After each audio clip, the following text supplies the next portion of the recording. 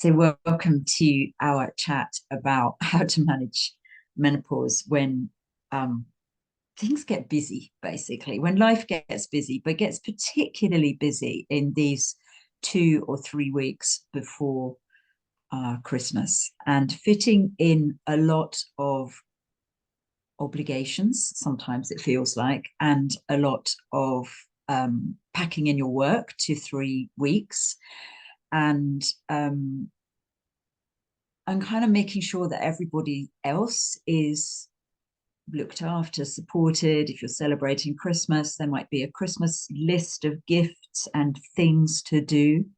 And then there kind of comes in pressure from your friends. So I have a coffee group. There are 20, we've been meeting for 27 years. We're all mums of kids at a certain age.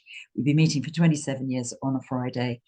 And suddenly everyone starts talking about Christmas cakes. And if you don't bake a cake, or you're not baking a cake this year, there's a story attached to that. So, I think a lot goes down in this month. So, for those of you that don't know, I'm Caroline Gaskin. I should have said that initially. And this is my friend Fiona. And what's your take on these 3 weeks, Fiona, Edie? Hi, everybody. Yeah, so I think 3 weeks, but some people start this in November. It starts with making costumes for your kids' nativity show. And it runs through till January. I mean, it's 4 weeks of, yeah, it can be an awful lot of pressure. And I think quite far away, removed from the idea of turning inwards of peace and goodwill and serenity and spiritual connection and light and darkness. We seem to be kind of like at the polar opposite end of all that around Christmas time. I mean, it's a long haul. I think that's what really strikes me. And there's also Yeah, there's a lot of as you move closer to actual Christmas Day, there's such a lot of emotion in there. Your family can get you in ways that other situations you can be the CEO of a company, but when you're home with your family and someone's critiquing your Brussels sprouts, that things get buttons get pressed. And I think loss as well. I think for a lot of people there's it's a real time of who's not here, who was here last year, who yeah, isn't around us. So it's this kind of, there's such a lot. It's a packed month, and I'm never surprised when people get ill in January. You know, yeah, that absolutely. amount of work. Yeah. And it feels like it's not just those buttons around family, but it feels like Christmas, the holiday season, can press potentially all the buttons, because if you've got, and these things are magnified at menopause, so if you've got issues that come up for you around your relationship, say, to the family, or your position in the world, or you feel like you're I mean, it's just always an issue, so for me there might be, for instance, I've got loads of sets of parents. So, do you stay with any of them at Christmas, or do you have Christmas alone, or do you have Christmas with your family, your kids? Those things. Like my son's the other side of the world in New Zealand. He's just decided to move, he's following his heart. It's a huge deal. I love to see Tom at Christmas because he likes my mince pies as well. It's just so many things, so that's a tearjerker, isn't it? That brings up, oh, I'm not going to see him at Christmas. How do we navigate those emotions? And those come to the fore so much more at menopause. It's like the veil is thinner between us and the world, for all sorts of reasons. So it can feel quite premenstrual. I mean, the closest we get to it generally is premenstrual feelings, isn't it? Yeah, I think But that at menopause, that could be every day. yeah, estrogen gives us that buffer of saying yes, of being available, of being able to carry, the children, the weight, the job. And when we move to that post or perimenopausal level of estrogen, which is the perfect amount, but means that our buffers are removed, and that we really feel the to-do list. We really feel the barb of someone's comments. And in a way, that's amazing to be able to come into connection with what life's really throwing at us, and there's lots of healing potential in that. But the thing about Christmas is it's very difficult to have that downtime to be able to process what's coming up. Yeah, absolutely. Yeah. And I think when you said about estrogen for me really is the yes hormone. It gives us the capacity to say yes, because the whole role of estrogen is bringing us to fruition, bringing us to being able to make a baby at the end of the day. And in order to do that, we've got to be attractive to the male. In order, let's face it, we are pretty binary when it comes to making babies. We haven't kind of non-binaried yet in terms of making babies. So there is a driver in estrogen about getting to a certain place, and that creates competition amongst women. But it also allows us to override anything else in order to get to that goal. And that is a capacity that many women will say and acknowledge, they have been doing for their whole lives, is saying yes to an awful lot of things, and not really able to say, no, I'd like some time of my own. I'd like to rest. I would like to restore, and all the things that we need to make friends with at menopause, which, for me, being a doer, being a busy person, it's like, wow, I really had to learn that. And I learned the hard way going into yoga class and coming out more stressed than when I went in, because it was driving. The type of yoga that I was doing was driving the same buttons. And I didn't have the capacity to do that without an awful lot of support. So that support could be homeopathic, could be superfoods. I had to kind of learn to do that and learn to do a different form of yoga. Yeah, So it's interesting drivers, aren't they? Yeah, and I feel that I had a similar journey to that, around the fact that I pushed my life stories, pushing past, ignoring the pain, ignoring the tiredness, grabbing something to eat on the go. And that really, at the start of perimenopause, crashed around me, and I was exhausted at 3 o'clock in the afternoon. I wasn't taking the advice that I was giving to other menopausal women, perhaps because I, like many women, hadn't realized that I was in menopause. My periods weren't changing, they weren't fluctuating. And I, ironically, didn't realize what was going on. And I really had to reset my adrenal glands. I had to learn to nourish myself. I had to learn to rest. And actually now I feel better, stronger, fitter than I have at any point in my life. But there was still, I got caught out, and I work in, this is my field. So that really made me think that many other women, really, that pushing past, that getting away with it. And I'm always saying this, but it's menopause teaches you can't get away with it. And if you follow those cues of not getting away with it, you put a whole lifestyle into place that is going to serve you for the next 30, 40 years.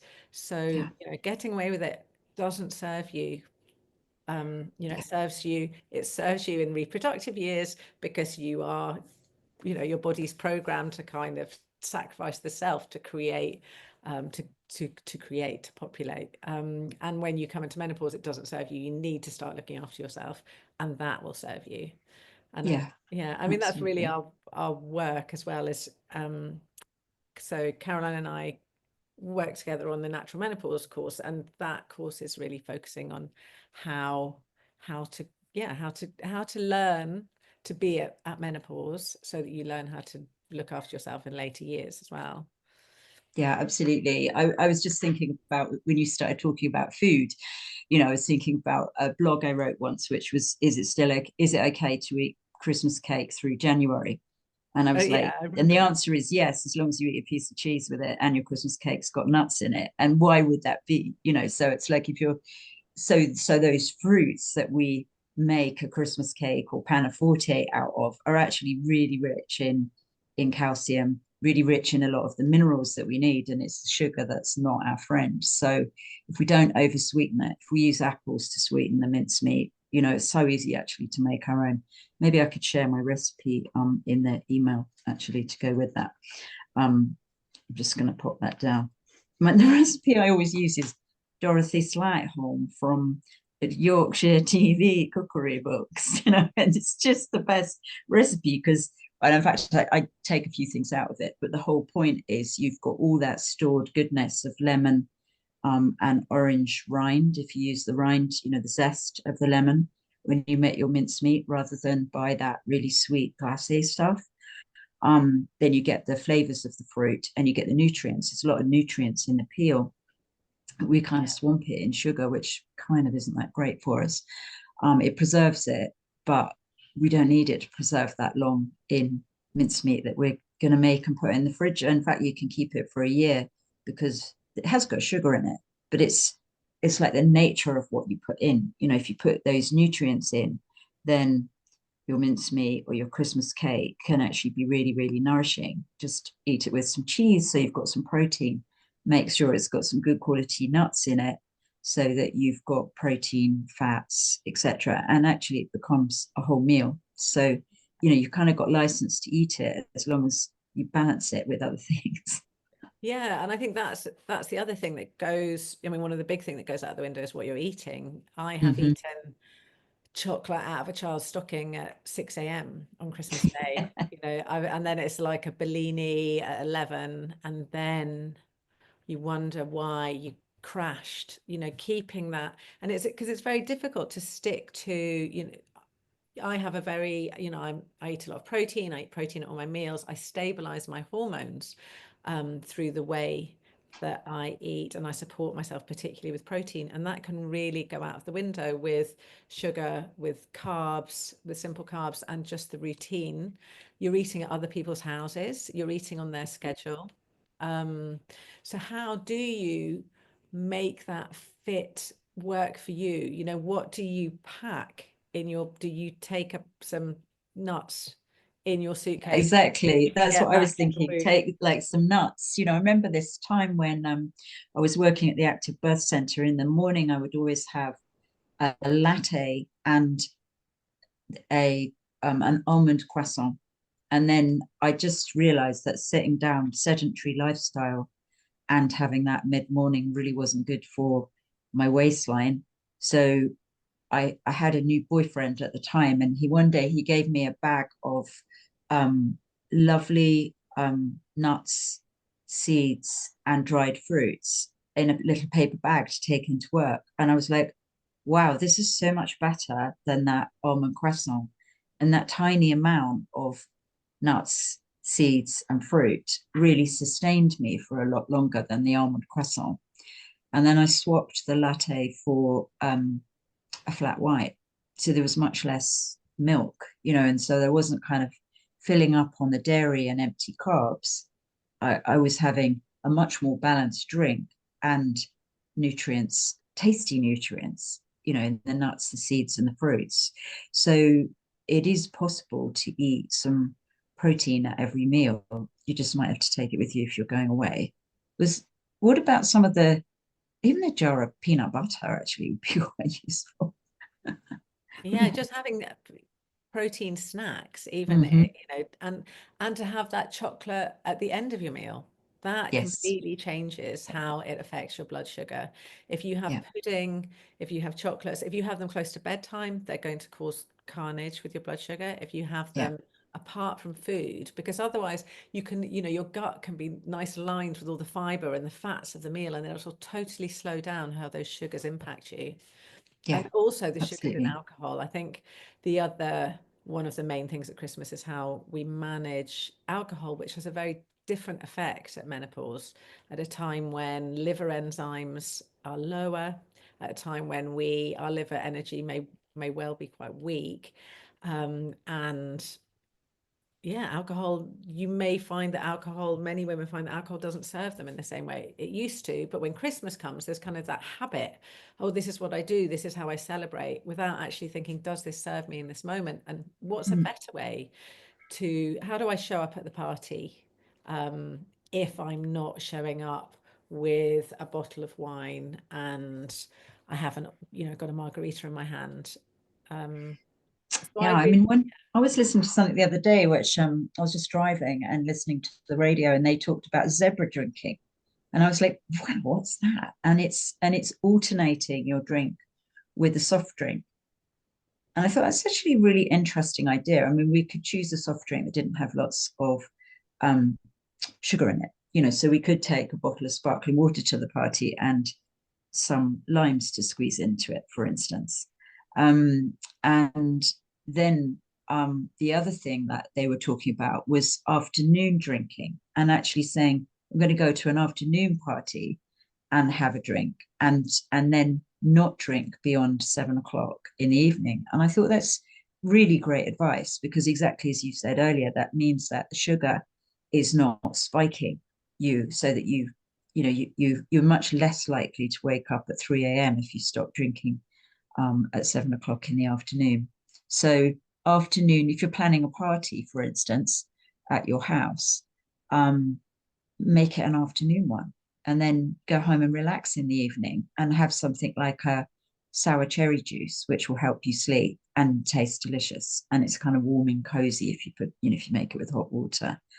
I yeah, I noticed love someone's that. just put something in the chat box. I'm going to look for that. But yeah, sorry, you can. Yeah, no, I was just thinking that also that in the world of alcohol marketing, they refer to a tipping point, that everybody has their tipping point when it goes from fun to slurry, you're being a pain in the Yeah, bum.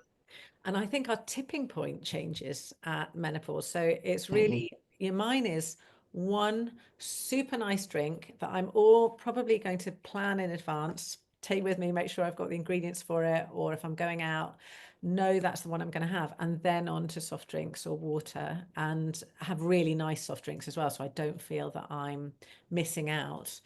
But Yeah, our histamine levels change at menopause as well. So you can find that drinks that you were once great with, particularly red wine, is a really now just tip you really quickly into quite an unpleasant, the sensation is quite, if you do have a histamine issue, you'll feel quite headachy, your nose will feel blocked, you'll be slurring quite quickly. And I do notice this happen with friends around red wine in particular. And then you can yeah. switch to white drinks. You can switch to vodka and gin. I mean, now I sound like I'm promoting how to drink at menopause.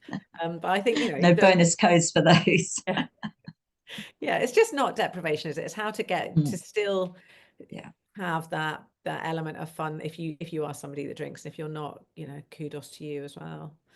Yeah, absolutely. I mean, I found the comment in the chat box was I can't drink red wine anymore.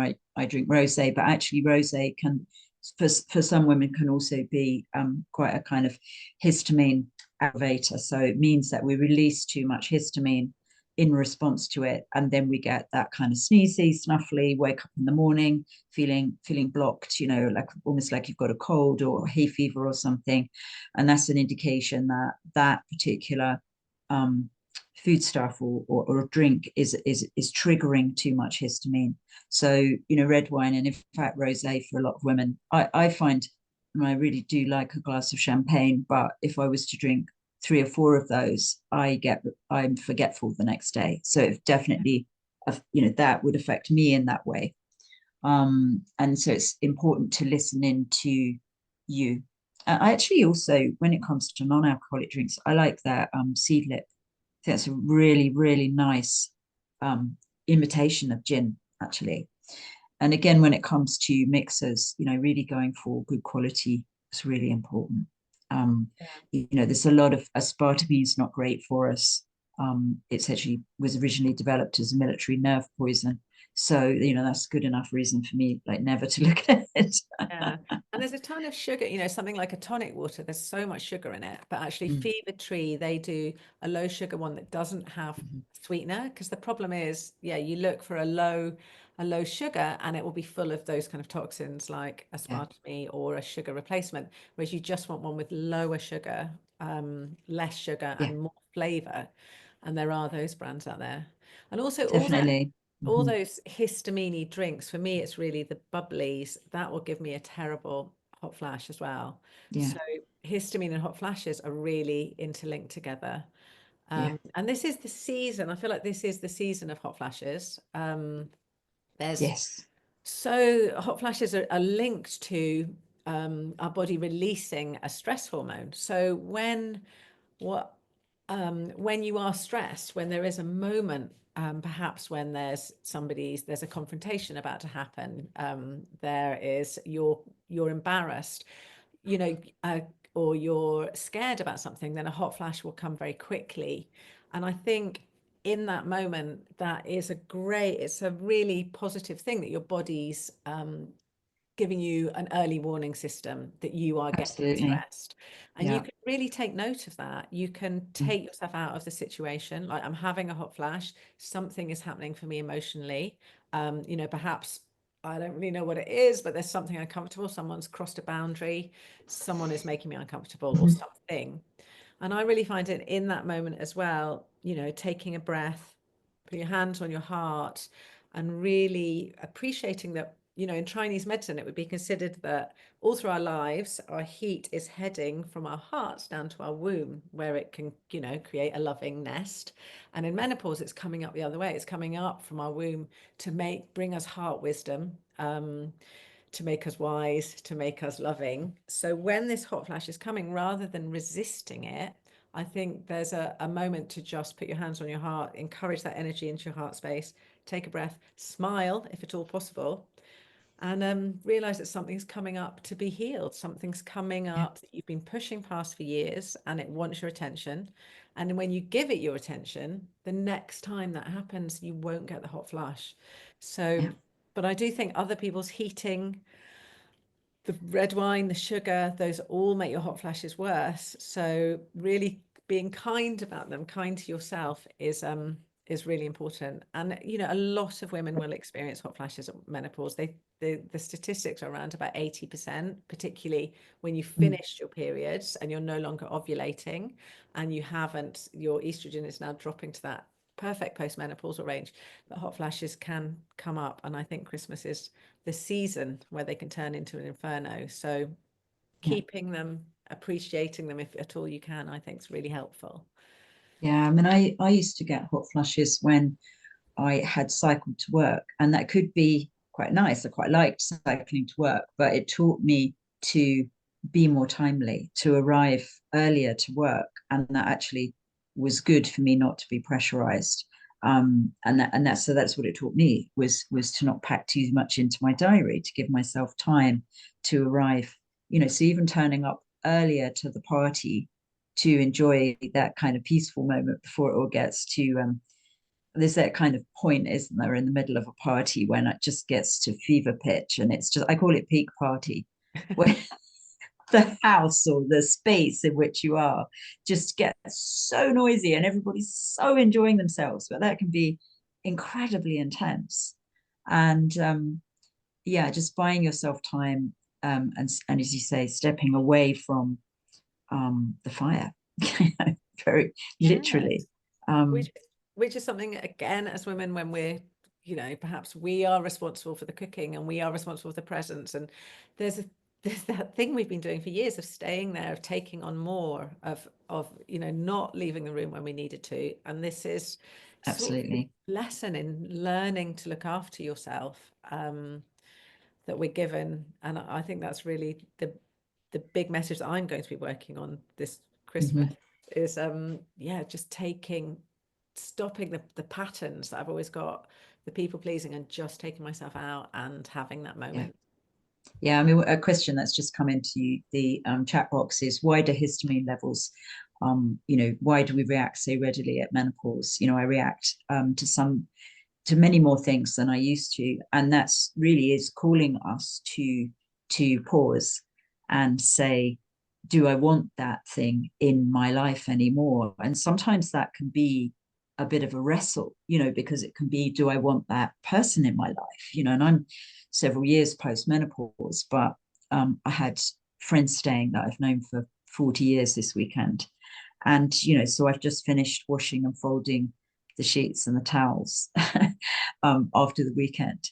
And that in itself is an action which will promote progesterone, that quiet, repetitive action of doing something of storing, of itemizing, of putting things in their place is a really great tip to help promote progesterone. And progesterone meets estrogen. You know, estrogen has got us to the party. Progesterone is what allows us to stay there, stay with it. And it might be that we step out and we help the hostess in the kitchen. And I've often done that, where it's just like, this is so noisy and so intense. I'm going to step away. I'm still going to be part of the party. You know, the best jokes are always in the kitchen anyway. Certainly are in our family. So that just can be a little kind of strategy to say, can I do something a bit ordered? Can I go and help, sort this out? And that will bring back your progesterone, which balances the estrogen really nicely. And it was interesting today. I was with a friend who's there's quite a lot of neurodiversity in her house. And so she has some stuff in her household. So she has some stuff going on, and her son is definitely quite, he's on the spectrum somewhere. He's very intense. And I kind of sat and I was watching her create a very ordered tower in the play space. So he was a bit wild. He was the wildest of the kids in the place. And she was diffusing that energy and calming herself by creating a very ordered tower. I had to stop myself wanting to delve into the order and create more of that, because my mind wanted to do something with the Jenga bricks, these big Jenga bricks. And I was like, no, just step back from that. You don't have to engage. You're fine. I was very ready to jump to something. And then I just thought, no, you don't need to do that. That's a self-talk, that we have to develop in ourselves as we traverse menopause and into older age. It's a very interesting process. I think it forces you to look at yourself and what you're likely to do in a certain situation. Yeah. And I think I agree that not jumping in, taking time for yourself. And I'm thinking about hot flashes again, actually, because one of the most effective techniques for hot flashes that they found in studies is a breathwork meditation practice. It doesn't Absolutely. have to particularly be at the time of the hot flash, but in one study, women were able to reduce their hot flashes by 50% by doing a 20-minute breathwork practice in the Yeah, day. So I think that's a Christmas message in itself. Is there time definitely. for you to do some breathwork before you throw yourself into this social Yeah. situation? And I Yeah, think, I do that on the course, actually, in the sleep and hormone sessions. We do some breath work. And I really, really love that genuine pause and what transpires in that space. yeah. Yeah. And I think, should we talk about the course a little bit? Sure. So, Yeah. Yeah. for those of you that don't know, we've run a course and we've now run it twice, and we've got a new one coming up in February. And what's unique about our course is that we bring together all of the things that we know work with our clients, but we combine that information and protocols. We combine that with homeopathic remedies that we've made specifically round about menopause, and we also combine that with recommendations of nutritional supplements. And we put together this course, and no one's ever done this before. So it really was a test for us, and we've now run it twice. The first one went really well, and we were like, okay, well, let's see what happens with the second one. Let's see if we can get those kind of results. And we send out anonymous surveys at the end of the course, and we also track symptoms before and after the course. And it's 6 weeks, and it does require commitment from the participants to follow the lifestyle tips and the protocols, and the results have been brilliant. So we're feeling quite enthused about moving forwards with it. Yeah, definitely. And I think also, when we hear that, it's like I was thinking, is when people are in that space of hearing a solution, you know, that kind of makes sense. It's like you want to do those things, don't you? Yeah, and You I want think to I make think those the real changes. appetite that, you know, the number of people registered for this talk shows us that women are looking for natural ways to manage their menopause, and that's what we're presenting, that our bodies are wise, that there is a process happening, that yeah, it is difficult to navigate because there's very little support from other women. There's nothing in the media that is like, you know, crumbs of what you can do naturally. Yeah. And there's not a lot from practitioners. So I think there is a big appetite from women to believe that their bodies know what they're doing. And it's, Yeah. I've got something, I'm just gonna read a quote that I got back from the course because it's my favorite one. I have to put my specs on. I wasn't expecting the course to be life-changing.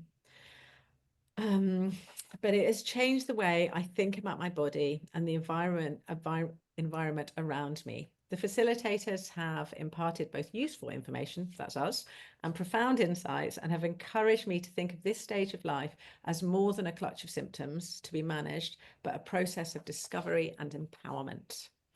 And I love that because that is what we were going for. Absolutely. That was the purpose. So, and you know, the people that came to our course reported better energy, Well, some of the better mood. statistics were fantastic.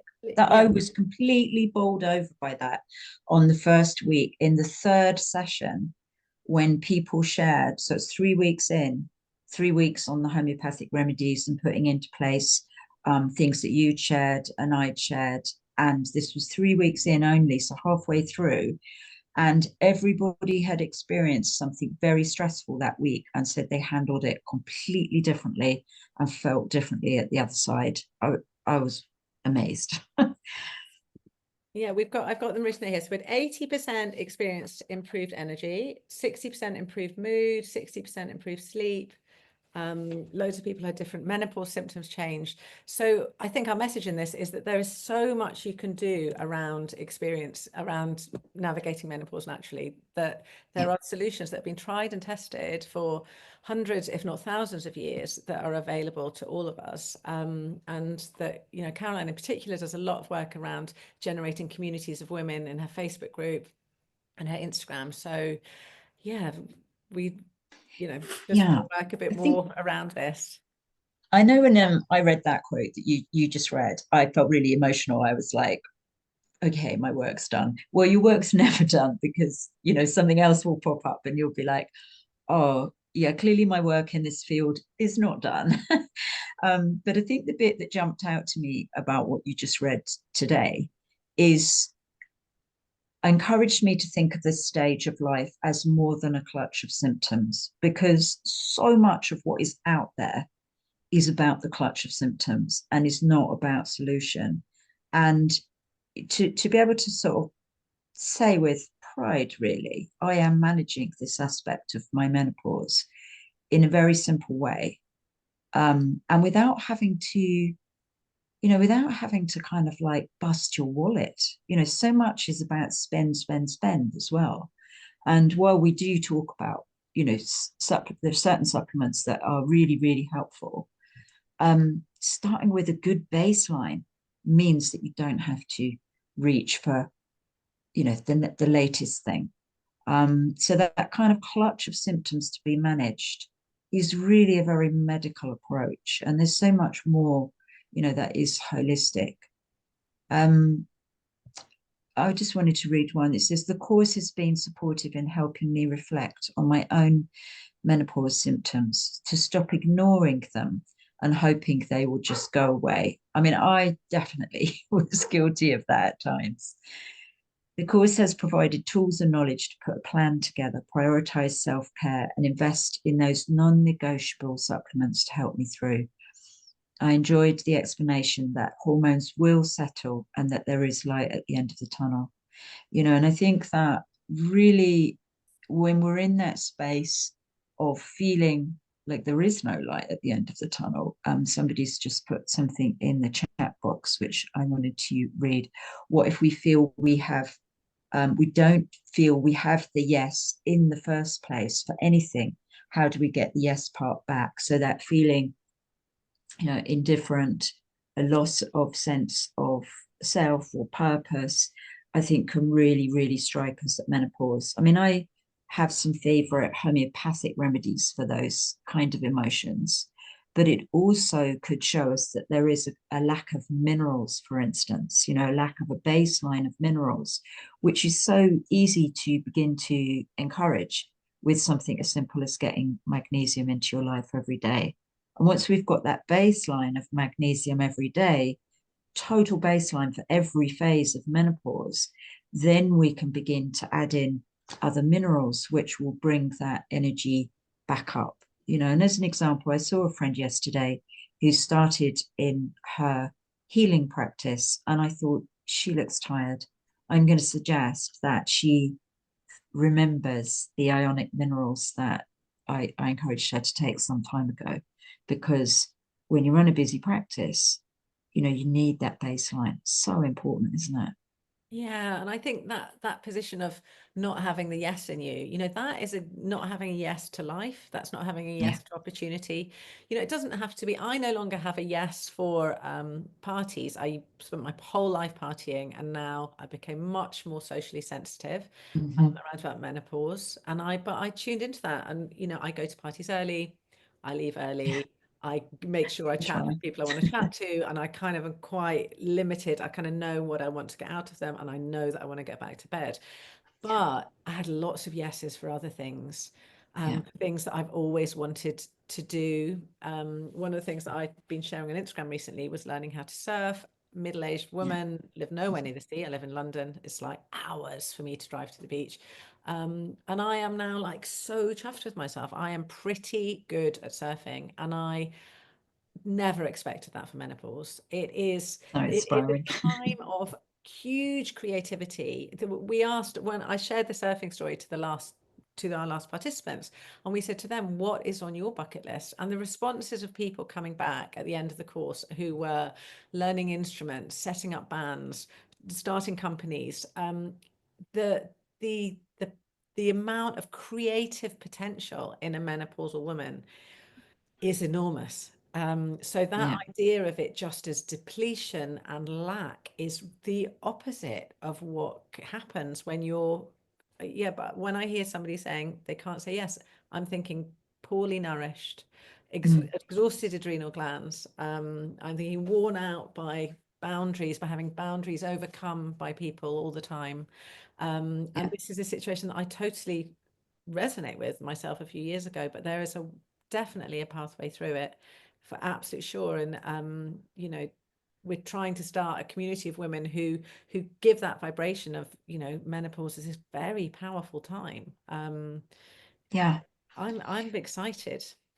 Yeah. One of the things that we do on the course, which you've just reminded me of, is we encourage everybody to look at their timeline.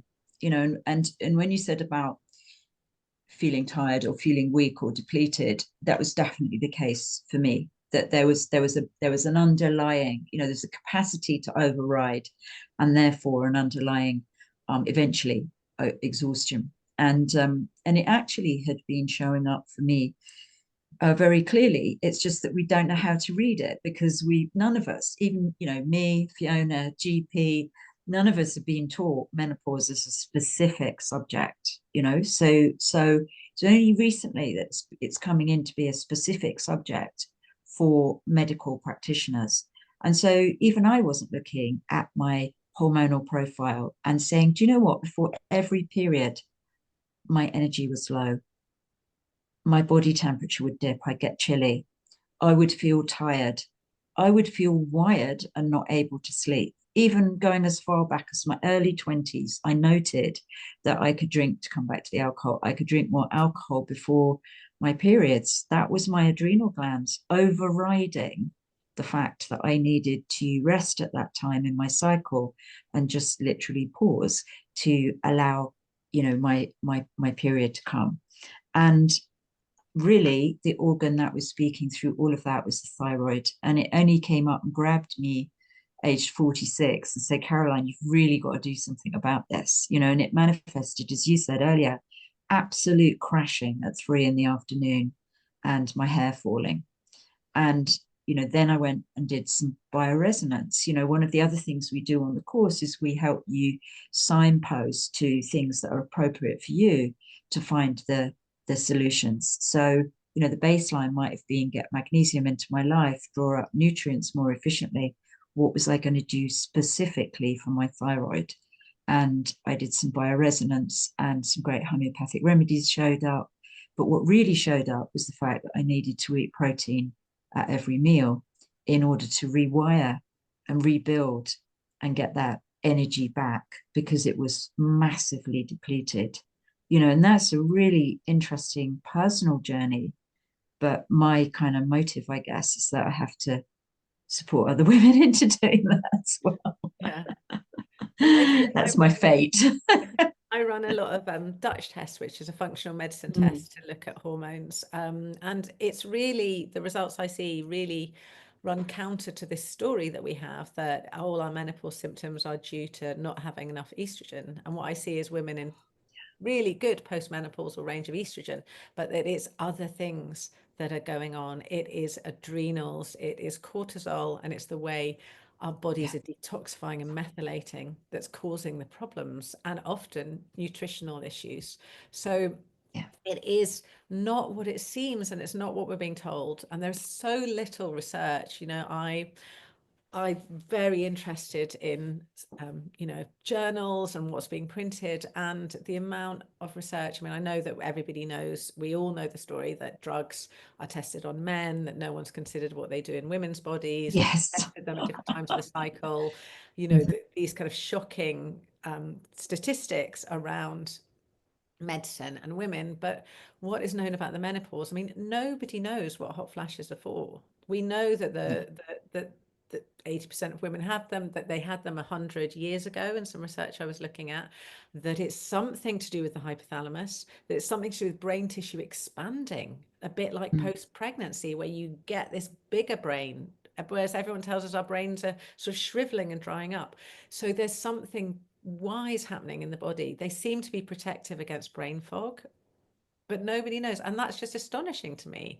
If this was Yeah. happening to 50% of the population, the other 50%, there would be a lot more Mm-hmm. research into what they are.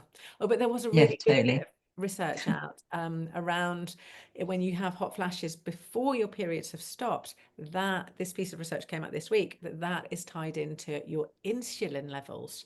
So Mm-hmm. not your estrogen, progesterone, your Mm-hmm. insulin. So what is happening with your blood sugar? And again, that's blood sugar is a big part of our course. So I'm going to Yeah. post the link to the course for anyone, and the Oh, please do. early bird offer as well. I Um, was just going to add, actually, before we do that, I have a colleague who's absolutely convinced that I don't agree, but all brain fog is down to heavy metals in the system. But and I don't agree that all is, but I would definitely want to look at that all the things that the liver's been holding on to, for the whole of our lives, and hasn't really processed and hasn't really let go of, those can really catch us out. And if heavy metals are part of the equation, then yeah, brain fog's going to ensue. Candida, upset the gut, overreactive, poor methylation pathways in the liver. Actually what we need to do, and so much that we do, particularly in that, that first week with you, when we talk about detox, we start to put some protocols into place on the course, which mean that your detoxification pathways are working more efficiently, and you're just going to feel better as a result. Some of that's letting go of heavy metals if they're present, and then we might kind of refine that if it's obvious that that's part of the conversation. So many great solutions, and some just incredibly easy to do, and not complex, not yeah. I really, it's a very exciting time to be working with menopause as a topic, because there is there is new information coming through all of the time, even in the time that we've been doing the course. So since mid-year, although both of us have been working with menopause much longer, we've both added into the course things that have come up in the last few months, as potential conversations, solutions. which is just fantastic, frankly. And supplements as well. We with the Yeah, course we have the recommended supplements that we recommend for a series of symptoms and for overall. There's some that are absolutely intrinsic to our health that we all need, and there's some more specific ones. But that yeah, supplement conversation keeps changing as well, with new yeah, research coming out around about supplements, with supplements that we previously didn't recognize, something like creatine, for example, yeah. which hasn't really had much of a menopause connection, and we couldn't see, No, it was used by bodybuilders. But suddenly you see that when we are trying to maintain our muscle in menopause, and our muscle is so linked into our testosterone levels, which is our get up and go, our life force, unlocking this creative potential in menopause, that we do need muscle, and that something like creatine actually modulates mood as well as modulating muscle. yeah, So things like that we'll be reviewing, we continue reviewing and integrating in. And the next one, absolutely. we are going to run slightly differently, in that we are going to have more time with us, so that you watch the Mm-hmm. webinars during the week, and then we have a group coaching session with us, because we, obviously send out our surveys, and we really Yeah. listen to our participants. So every time we're remodeling the course as well. So we hope this one's going to be even more effective for our. Yeah, I feel like the way that we're looking at structure of the next course, I feel like a lot more, even though we've had the feedback about nurture and holding the space. I think there's more scope for that, which I'm really excited about working with, really. Yeah. Have we got any more questions that we Let haven't me answered? just I have a think we've look. taken I will enough time. just have a look at the um, group chat. Anyone I who's got a think question, let us not. know if you haven't And asked. I think, yeah, I love the way that we've answered each other and other people have chimed in the chat. Yeah, great. Yeah, thank you. And we had participants, we had sign-ups tonight from Australia, Denmark, America, Canada, Oh, well done. You looked. That's United amazing. Kingdom. Yeah, I had a look through Yeah, the brilliant. I love it. fields. So Yeah, thank so you. we actually should say that the first time we ran the course, we had a third of the course was from overseas. So we're kind of conscious that, we're trying to meet, in terms of timing, we're trying to meet availability for everybody. This is quite hard, isn't it, to do? But Yeah. we're doing our best with that. Yeah, and negotiating international post, because we Oh, post yes. homeopathic Yeah. remedies to your door for the start of the course. Yes. Yeah. Oh, Navigating. Tori, thank you. Tori did the first course with us, and she said, I did the course and highly recommended it. And yeah, doors open on the course, which is fantastic, really exciting. So I know that from talking to Tori. So yeah, it's fantastic. Thank you. So thank you for joining us tonight. Thank you, Emily. Thank you for that. And yeah, I will send out a link tomorrow to the recording once it's all uploaded. And any questions you've got, just drop, me or Fiona a line. And Sarah, thank you. She's written down some great tips. I love that. Thank you. Thanks, Fiona. What are you off to do tonight? Are you out and about, or are you? I know I'm off to do a dog walk. I'm just quite jealous. You're wearing your Christmas jumper, which I was Oh, I going am. Yeah, to, but I can't, because I might have a hot flash. So yeah. I I'm am postmenopause. red. Christmas jumper on. I'm just cardi on off. All my Christmas dresses this year, there's no like tight sleeves or high necks. I am like just going to be able to temperature modulate. So I'm not And do getting you know what? stuck. We were talking about temperature earlier. I actually was thinking about fabrics for Christmas parties as well. We haven't talked about that, so we have to save Yeah. that for Natural another day, fabrics. or perhaps for some posts to go with this. But Yeah. yeah, layers are good. Let's And add Belinda breathable fabric. says, yeah, Belinda says, does it matter that I'm rather past menopause? No, it doesn't. um, it's especially if you've got symptoms which you'd rather not have. So for me, post menopause, I had to work through some sleep stuff, and I share that on the course, how to manage sleep situations and issues. Really interesting. And the other thing that I have to say I am still working with is I have some mild tinnitus. Now that is something that often comes up at menopause, and it's a tricky one, because it could be related to something like, waveform radiation, 4G, 5G, that kind of thing, as well as stress.